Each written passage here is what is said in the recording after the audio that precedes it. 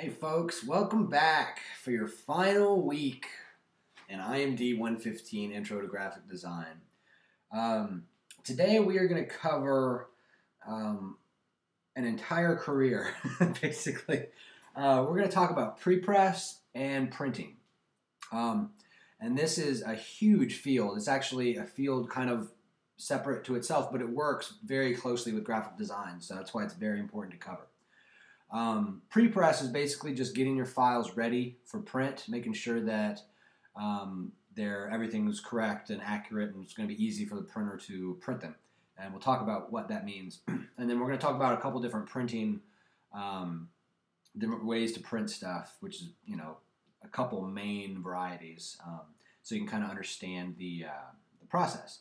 And I've included a really, really useful, I actually learned a little bit too, a video on YouTube about printing, and so it's kind of cheesy. The first minute is a little hokey, but it's very informative as far as the printing process. And we'll talk about that. So anyway, pre-press, like I said, it's basically preparing files for print, and this is using programs that we talked about. We obviously you prepare your art files in Photoshop, your logos in Illustrator, or whatever. But the files that you send to the printer come from InDesign or Quark or some kind of page layout desktop publishing software. InDesign is usually the most common now. Quark used to be the standard. Before that, it was a PageMaker, and oh gosh, I don't even know. But those are the programs that you mainly use. And whenever you send something to print, the way it's traditionally done is you have to collect your job. And what that means is you have your InDesign file that has everything laid out, has the pages, the text, the images, everything laid out, the way you want it. But that's basically just the layout. That just because you see it on screen, all of those files that are in that, whether it's the fonts that you're using or the images, those are separate files. They just have thumbnails that you see on the screen. So whenever you send a job to the printer, you have to collect all the images that you used for your brochure, for example, all the fonts that you used, and then the InDesign file. I'm just going to refer to InDesign, but desktop publishing. So you collect all these things, and it's automated. There's a thing in InDesign and in Quark where you collect for output. And what that means is it basically just automatically goes through your computer and grabs all the images, all the fonts and everything, and puts it in a nice, neat little folder for you, which is pretty great. It used to be a lot more difficult than that just a few years ago. So that's one way to do it. Another easier way is with a PDF, which I think we talked about.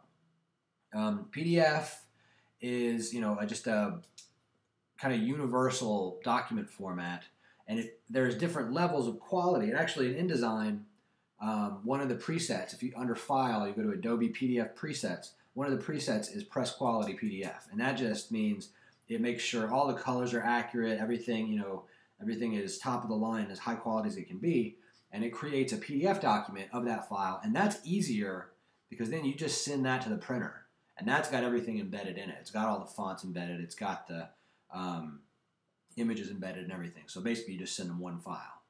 So that's easier if you're trying to upload it over the internet or something like that. But anyway, that is, it kind of depends on the printer, whether they want, the whole file, with images and everything collected, or if they just want a PDF. So those are two ways to do that. Now, whenever you're getting your file ready to send, there are a few things you need to check. And every time, I have a couple buddies that are in the printing industry, and I think probably 95% of their gripes could be attributed to like 3 or 4 things that graphic designers, if they would just check and make sure these are correct, there wouldn't be extra problems with the press or printing or anything like that. So the first thing you want to check is your color. That's one of the things. We talked about CMYK and RGB and spot colors and all that real quickly. So you just want to check the color in your document to make sure that, for instance, because most of these are 4-color jobs, unless you have a specific spot color like we talked about, like a special blue or red that's associated with your company. They're just going to be 4-color process jobs. And we'll talk about that in the printing part of this lecture in a little bit. But you want to check to make sure all the colors, all the images are in CMYK color mode, not RGB. You want to make sure that you don't have any just random spot colors that might have come in from a different file or something that you imported, unless you want those spot colors to be there. And if they're there, you need to make sure that the right areas are designated with that spot color, so the printer knows to use that certain ink for that part. And because that involves a whole nother printing plate. We'll talk about that. You want to make sure you don't have any RGB images, because those are going to not print accurately, not print the way they look.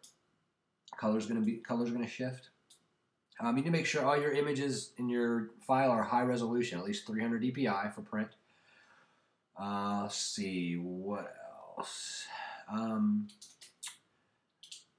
You need to make sure that you have bleed on your document if you want that. And what bleed is, I don't know if you know that, if you've heard this process or not. But typically, you know how if you're printing on like a printer at home, there's no, you can't print right to the edge of the page. There's like a margin of about, 1/4 inch or something all the way around. Well, that's when you're doing professional printing, that's one of the nice things about it. One of the perks is you can print right to the edge of the page and off.